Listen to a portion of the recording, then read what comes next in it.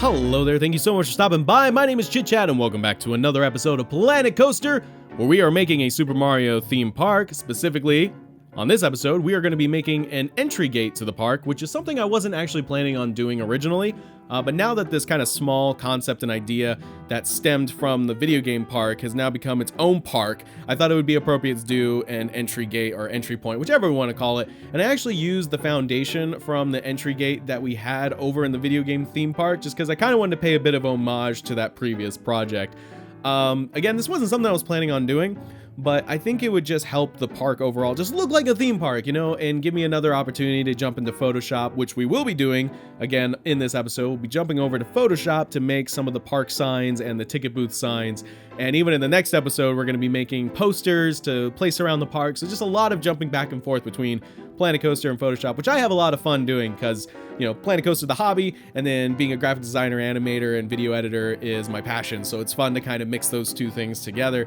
And then I think it just, it's cool to see, you know, elements that are like custom created inside of Planet Coaster. I can't tell you, the day that they announced that you could have your own screens, like my mind just went, like I was like, oh my gosh, this is the game changer. This is what I've been waiting for. The only thing past this that could possibly exist ever is importing your own custom like 3D objects or OBJ objects. Like that would be like the end goal, you know, like that would be the end all be all of custom content creation, because now we can have custom audio, we can have custom animations and video.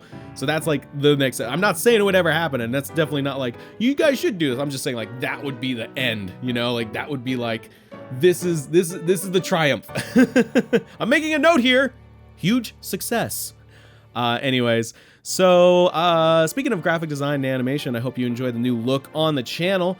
I got new intros and outros, and I even brought back some of the sprite animations that I used to have. So I just wanted to give the channel a fresh look, and I know I do that a lot, but because I do this animation and video editing, because I actually do that for a living, I always feel that I need to keep myself updated with stuff that I've learned or stuff that I've seen that I really enjoy. Plus it helps like give me a bit of what's the word I'm looking for here?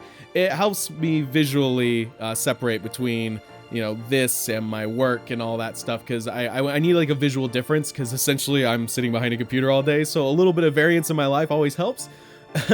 And just in general, without going like too deep into it, there's just been the past few months have been very difficult for not only myself, but for loved ones and even friends. Like just in general, these past few months have been very challenging, and I need to surround myself with things that are like how I want to feel, you know? So changing things up here that are to be a bit more bright and cheery and saturated with color. Like I think that just kind of helps my overall state of being. So that's why I was like, you know what, the muted grays aren't doing it for me much anymore. So let's just go with like the bright greens and magentas, and even on the other channel with the bright blues. It just helps out, you know. And so I hope you all enjoy the new fresh look on the channel. And yeah, so another thing about the channel, I just wanted to say thank you, because we are getting close to 1,800 subscribers. Like we are getting super close to that number, and that's crazy because we've been growing pretty quickly, at least for my channel, pretty quickly in the past few months. So I just wanted to say thank you to everyone that's helped out, who has shared the channel, who's on the Discord especially. Like thank you all on the Discord. Can't do it without you, so I just wanted to say thank you. And let's see. I think today I should probably talk about the trip that I went on recently. I mentioned it in the previous episode with some of the rides and stuff, but I didn't really kind of go into depth on the vacation. We went to Disneyland for 2 days. We went to California Adventure for 1 day, and we went to Universal Studios for 1 day. We wanted to do Universal Studios for 2 days, but honestly, it kind of left a bad impression, because when we got there, nothing on like the website or the calendar said this, but when we got there, we were told that the park was going to be closing, I believe, 2 hours earlier, because they were having an event for some conference that was going on. It was in the medical field. I'm not sure in like if it was just like a medical convention in general, or if it was something specific. But it was kind of a bummer, just because, you know, you're trying to plan your day and then you get 2 less hours to do it. And then in the previous episode, I wanted to bring this up because I thought it was really interesting. In the previous episode, I was talking about how Jurassic Park, the ride, it is in like a state of disrepair that I have not seen it in ever. Like I've gone on that ride. Let's see, how old was I? I think it was like 6 was the first time I rode that ride. And so I remember it being like so much more detailed and grand than it has been ever since. But the last time that we went on it specifically was pretty bad. Like a lot of the animatronics were either straight up missing, broken, or not working as intended. So like the Stegosaurus, the Stegosauri, the plural, both of them were gone. The sign for Stegosaurus Cove or whatever it was called was gone. The raptors with the tree branches weren't moving that much. The dinosaur that shoots out of the water barely was moving. Let's see, one of the raptors wasn't working. So really it was just like the Brachiosaurus at the beginning and the T-Rexes were really the only thing that were still relatively impressive. But the reason I bring that up is because I think just a few days ago they did announce that it is going to be getting a full overhaul, and it's going to get a Jurassic World rebranding and look and feel. And I'm like, yeah, you know what? I'm actually okay with that, as long as they give that ride the tender love and care it deserves, because that ride has been a staple with Universal, and you know, it feels like it's one of the last remaining, like not original rides at Universal, but you know, like a classic in terms of just, I think it's been around for 20 plus years at least. So I just want to see it get that treatment that it deserves, and hopefully not just a bunch of screens. Like, I know Universal's been really up and up on just using screens for everything, which is fine in some scenarios, but that ride needs animatronics. I'm sorry, it needs animatronics, especially with just how big and grand it is. It would just be really weird if they use screens for everything. Like, I always see screens as like an accent, you know, you use it sparingly, and where you use it, it's effective, but you mix that with other things. It's kind of like visual effects, you know, you try and get everything as practical as possible, but for those moments that need just that extra little bit of spice, you can use screens. Or if you're like me in Planet Coaster, you have to use screens because that's the only way you can build anything that moves, because all the custom objects that we make can't move in the game. So I guess I should practice what I preach, but to a certain degree, that's all I can do. But yeah, I'm actually looking forward to that. I know a lot of people are they're worried about change, especially with theme parks and just things that bring out nostalgia. But I think it's time for Jurassic Park, the ride, to get some care. And like I said, if they put the budget in and if they really do a good job, I'm all for it, because it's always sad to see stuff that doesn't work. Like the Jeep hasn't worked in years. And it'll just be cool to see whatever it is they do, as long as it looks good and it works fine by me at this point. But as far as Disney, was really great, actually. We went 2 days just because we weren't able to get everything done that we wanted to. And they have this new thing called the Max Pass, which I was really confused about at first. But it made sense once we actually dived into it. Essentially, you can use your phone to reserve rides, fast passes for rides, without actually having to go to the kiosk to get the fast pass. You just reserve them right from your phone. It's an upcharge of like $10, I think. So if there's only like 2 or 3 of you, that's not a big deal. I could see where like an upcharge of $10 would be kind of problematic for large families, like 6+. But you know, if it was just the girlfriend and I, and it's $20, we're like, heck yeah. And it allowed us to do pretty much everything that we wanted to, and then extra on top of that. Like I think we did the Matterhorn twice. Indiana Jones we did 3 times, but unfortunately Indiana Jones was another thing that I don't know what's going on with it, but 2 out of the 3 times we went on it, most of the scene pieces, they were out of sync. A lot of the stuff with the skull in the main room and the way the light's supposed to flash, and the timing of like when you get on the bridge, the other Jeep on the other side that's exiting the snake room, they're supposed to meet each other, and that rarely happened. And then the boulder scene at the end just didn't work, just straight up didn't work. Like you parked underneath Indiana Jones, the light shines down on him, but the rest of the room's completely dark, and he's just like, get me out of here, oh no. And you're like, what is he talking about? If you had no context of what the ride's supposed to look like, and then you just go and it shows you the end scene with the boulder crash, so you're just like, what just happened? So that was interesting. The snake didn't work either, just kind of was a static object, so don't know what's going on there. So kind of a bummer. Indiana Jones is one of my favorite rides of all time. I remember being very young, and I actually didn't reach the height limit to go on Indiana Jones, and I was in tears. I think I was 4 or 5. And that's all. Indiana Jones was like my hero when I was young. I thought he was the coolest character, the coolest everything. And so to not be able to go on the ride, I was super sad. So we actually, I don't recommend this. This is not something that I'm saying do this. Do not do this, because the height requirement is there for your safety. But I was literally like, I think an inch or two off. And so we put maps in my shoes to give me a slight height boost, and then I got to go on the ride. Like I said, I'm not recommending you do that. Don't do that, because it's there for your safety. But I was a kid and I wasn't going to say no to the adults because I really wanted to go on that ride. So that was a lot of fun. Trying to think what else. I talked about Guardians of the Galaxy, which was awesome. Super great. I'm going to miss Tower of Terror, but Guardians of the Galaxy was really cool.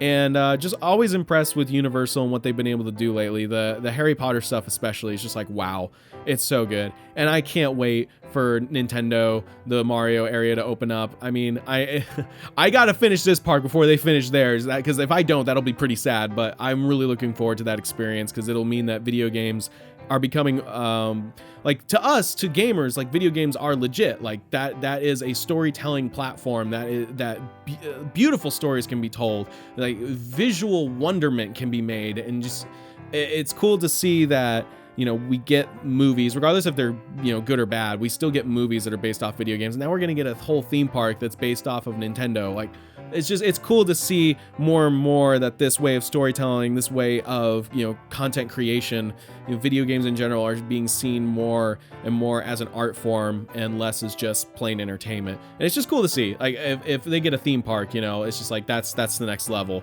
And I hope that means that we'll get more opportunities for that kind of IPs to be brought into theme parks and other things beyond. So that's just cool.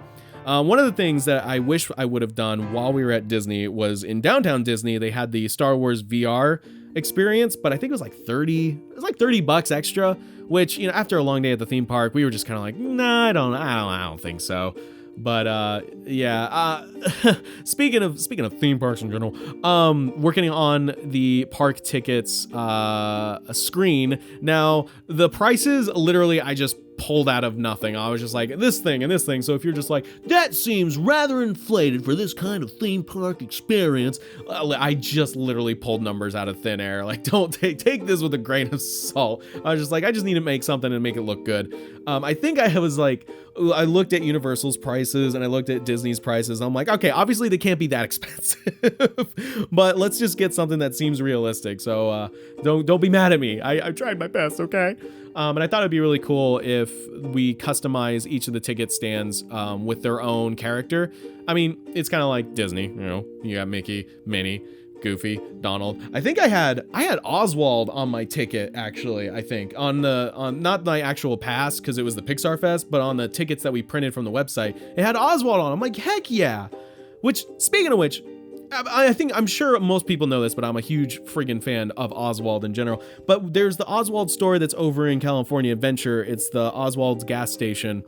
And I was rather disappointed, I must say, that Oswald used to take up the entirety of that store, but now he's been relegated to like a tiny little section in said store. And I always wanted to get this really cool baseball t-shirt that they had of him, and they didn't have it anymore. They barely had anything Oswald, and it's super disappointing. And my girlfriend, being super awesome, because she knew I was kind of bummed out, she just ordered the shirt online. And yeah, I was waiting for us when we got home, and I was like, oh, that was a nice surprise. I really appreciated that. Oh, there's another thing too that I wanted to mention as far as like rides just kind of not working correctly. Or I guess not correct. It was working correctly, but the Cars ride over in California Adventure, which I'm not a huge fan of the Cars franchise. But you know, regardless if I'm a fan or something or not, when you see something that's just beautifully created and beautifully rendered and just created with care, you have to just be like, wow, that's awesome. In the Radiator Springs area, it's just like, this looks like it was pulled right out of the movies and just slapped right into a theme park. It's so well done. It's just, it's great. And the Radiator Springs Racers, I believe, is the actual title.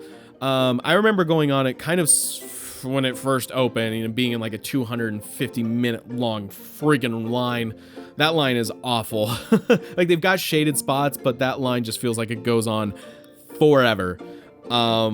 But when I went on it the first time, like, everything seemed normal. But when I went on it this time, I think, I could be wrong, but I think they sped it up a little bit, because it seemed like the cars, the vehicles themselves, were moving through, especially the dark ride portions of the ride, a lot faster than they used to. And the reason I think that is because a lot of the audio from the different scenes started to overlap each other. So like, there's a scene where Mater meets up with you, and then he starts backing up, and then another Mater animatronic follows through with that motion, and the audio from those two were starting to overlap. Because we went on it, I think we went on it twice. Yeah, I think we went on it twice. And both times that occurred, and other scenes, you could hear the audio over the audio that we were trying to listen to. So you almost miss part of the story, the narrative, which is kind of a bummer. I mean, I understand the ride, so it's not like I was questioning everything, but I was definitely starting to notice that. And I don't know if that's because they sped it through, or the audio in general is just louder. I don't know. It seemed like we moved faster, because I remember, especially when you pull down the main road to Radiator Springs before you meet up with Lightning McQueen, and you decide to go left or right. Either you go into Luigi's Tires or Ramon's paint shop. That just seemed a lot faster. The ride's still super, super cool, though. The one thing that kind of throws me off is that sometimes the mouths to the cars are animated, and other times they're a projection. And I feel like they should have done one over the other, because when it's animated, it looks super good and super clean, but then it sets that standard. So when you see them projected, you're kind of like, what went wrong there? Why couldn't you do that? Why is that one animated and that one's not? So it kind of like leads you to question. That's like my only like critique about that ride. Everything else is super great. We got to go on the Matterhorn, which has the new Yeti animatronic, it looks good. Like, it looks really good. I wish that you had more time to appreciate it. It looks that good. But yeah, the trip overall was pretty great. Like I said in the past episode, I was sick the entirety of the trip, which was a super bummer, because like all this wonderful food that I wish I could have enjoyed, I was just like, everything makes me feel awful right now, and I can't enjoy any of this except for the mint juleps. I could have a mint julep every day, every hour. No, probably not that, but yeah, often for sure. All right, so it's this time of the episode where I look at the Discord comments. That's right, ChitChad has Discord. If you want to join the conversation, there is a link in the description below. It's got everything from talking about art, animation, cartoons, and of course, Planet Coaster, where you can ask me questions. And I'm going to answer, let's see, I think I've got 4 questions lined up for today's episode. All right, the first one's going to come from Shad Inc. I always say this, but I hope I'm pronouncing everyone's names correctly. If not, I apologize. So they ask, what is your favorite The Legend of Zelda game? Let's see. I have to say, and I don't know if this is a popular opinion or not, because I haven't played a lot of Legend of Zelda games. I haven't played the new one, which when I get a Switch, it is literally like Mario Odyssey and Breath of the Wild. Those are the games I'm getting. But my favorite, at least for now, is Wind Waker. I love the style, love the aesthetic. I love the just sailing on the open seas, hopping to island. Like, there's something it has such a sense of adventure, and I just enjoy it. And I've always liked games that involve the ocean. Just because I find the ocean so darn fascinating, and the fact that like these giant squid things can just pop up out of nowhere while you're sailing trying to get to the next island, and then you have to deal with this mini boss fight. I just think that kind of stuff is cool. As a kid, I was always obsessed with 20,000 Leagues Under the Sea and the submarine ride at Disneyland. Like, I love that ride. I miss the way that ride used to be so much. I want to go to Disney Sea in Japan, because they have their own take on the 20,000 Leagues Under the Sea ride, where the track's above you and you're not actually underwater. I want to go on that ride so bad because it looks so cool.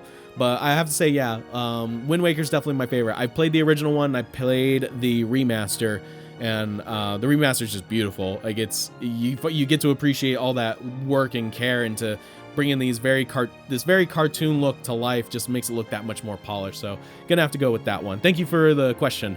All right, Fire Hero 101 asks, I have a question. You can maybe put it in a video. Well, guess what? I am. What is your favorite Smash Bros. Game, and what is your favorite character? Also, I love your videos. Keep it up. Oh, thank you so much, Fire Hero. I appreciate that. Shoot. I really do like the most recent Smash Brothers, but I have to say, I think Melee is still my favorite out of all of them. I normally played as Falco for most of the Smash Brothers until the more recent ones where I could play as Sonic, because I'm just a Sonic fan in general, or an old school Sonic fan in general. But between, I would play as Falco, I would play as Sonic. I've been playing a lot of Duck Hunt, and I've been playing a lot of Bowser Jr. or Larry. I always play as Larry instead of Bowser Jr. But I would have to say Melee is probably my favorite. I actually had I think it was called Project M, which was a modded version of Smash Brothers, and well, I didn't have it, but I got to play it. And I thought that was a lot of fun, just because there was a lot of custom content on there that made the game a little bit more interesting, and kind of a little broken in ways because it was a mod, obviously. But that was a lot of fun to play. All right, next question is from JPS Ninja. Yes, I know everyone is doing it, but you should make a studios park. You can add any game, movie, television show you would like. You know what? That's not a bad idea. That's actually a pretty cool idea. Yeah, you know what? I do kind of want to do that. That would be really fun. It would definitely allow me the opportunity to put all these like various ideas that I have kind of into one park. You know what? I'm gonna have to think on that. I know a lot of people are doing that, but it's a fun idea, and it would allow for it'd be kind of like the video game theme park, the original idea of the park where each land was a different game, but that just kind of exploded. So at least this way I could just kind of pick and choose things that I really, really like, because I've mentioned in other episodes, I can't build this stuff unless I'm like a fan of it. Otherwise it would just be super tedious, but that would be kind of fun. There, in my mind, if I kind of just finish it off, it wouldn't be like, oh, the park isn't finished. It's like, no, that's just what it is, and that's how much of stuff was in it. So I'm gonna have to give that a lot of thought. Thank you for the suggestion, JPS Ninja. I really appreciate it. All right, and the last question is gonna be Nate TGG. Just wondering, what is your favorite ride, coaster / attraction in the world? Hearing you talk about the Hulk, which is my favorite ride, and California Screamin', and the custom vending machines episode of the Super Mario theme park got me wondering. Thank you so much for your question, Nate. It's really hard to pick an absolute favorite of all time, just because rides come and go and themings come and change. And I definitely have experiences that have stuck with me for a long, long time, even after the ride has been gone. One that immediately comes to mind is Back to the Future, which was at the Universal parks.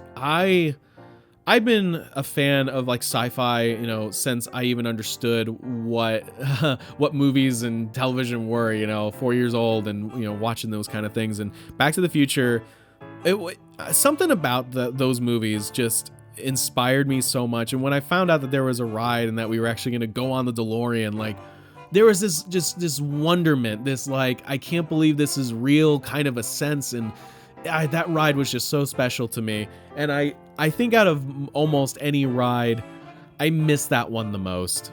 It was so much fun, and the story was bonkers and zany. And yeah, if there was one thing, even if they did it for like a special engagement, if they could just take the Simpsons ride and just like for 1 week or something, just use the video from Back to the Future and just let us do that one more time, that would be so cool. It's so hard to pick, because there are rides that, like, there's aspects of them I love so much. Like, for example, if we stick to Universal Studios, E.T. Like, E.T. the ride is really well done. There's nothing else like it. But the queue is so good. Like, you walk through the forest, it smells like a forest. You feel like you're there. The queue is so good. And I'm so sad it's not in the California park anymore, because like the ride itself is like, yeah, it's like a Peter Pan ride, but there's so many aspects of it that are so wonderful and well done. Besides the movie at the beginning, that's a little cheeky, but everything else is super cool. Darn. If I pick like my favorite roller coaster of all time, ooh, this one's gonna be tough. California Scream is definitely up there, because that was the coaster that got me over my fear of coasters. That and the Hulk over at Universal Studios in Florida. So those two are definitely high on the list. But I can't say that there's any other roller coaster that like pops in my mind that I would go on over and over and over and over again. The Spider-Man ride, just because that was the first like comic book ride that I ever saw, and and that was just super cool. I remember that very vividly. But yeah, I don't think there's like any one that just that's it. That's the end all be all. Maybe that'll change when Star Wars Land comes out at the Disney parks, because I guarantee you, I'm riding that Millennium Falcon ride as many times, but I don't care if I have to wait 1 hour, 2 hours, 3 hours. I don't care. I am on that ride. I'm gonna live on that ride. People would be like, how long have you been here? I'm like, I've never left. So I guarantee you those my thoughts on that are probably going to change as soon as that park or that section of Disneyland opens. It's going to be so cool. So yeah, that's going to do it for the questions. So thank you all so much. If you want to send me questions, join that Discord and maybe I will answer them on a future episode. All right, so we're actually jumping back into Photoshop to make another sign. So kind of in the vein of the priority pass at Universal Studios and the fast pass over at Disney. And I think even Magic Mountain, Six Flags has their own version. I think it's called the Flash Pass, which is kind of tongue in cheek. It's like, well, we can't say fast pass, so what can we say? Do we have fast characters? Well, yeah, we got the Flash. Flash pass. Like, ooh, yes, we can't get sued. Which I doubt. I don't know if fast pass is trademarked. That would be hilarious if you couldn't say fast pass. But we use the power up priority pass because that makes sense. And I thought that would be kind of cool to add to the information booths, which you will see after we are done making this character or making this poster inside of Photoshop. And I thought this picture that I used prior of Toad was kind of fitting because he's running and he just looks happy. He's like, yeah, I'm gonna go on all the rides. I spent way too much money here. I love making these posters. I have so much fun doing this graphic design stuff because, like I said, this is what I do. That's what I do for my profession. And sometimes I work on like very serious like at my job we work a lot in the medical industry. So it's nice to like step away from that and for my own personal stuff like make very happy and vibrant things because the medical industry isn't always happy and vibrant. It's very serious sometimes and can be kind of sad.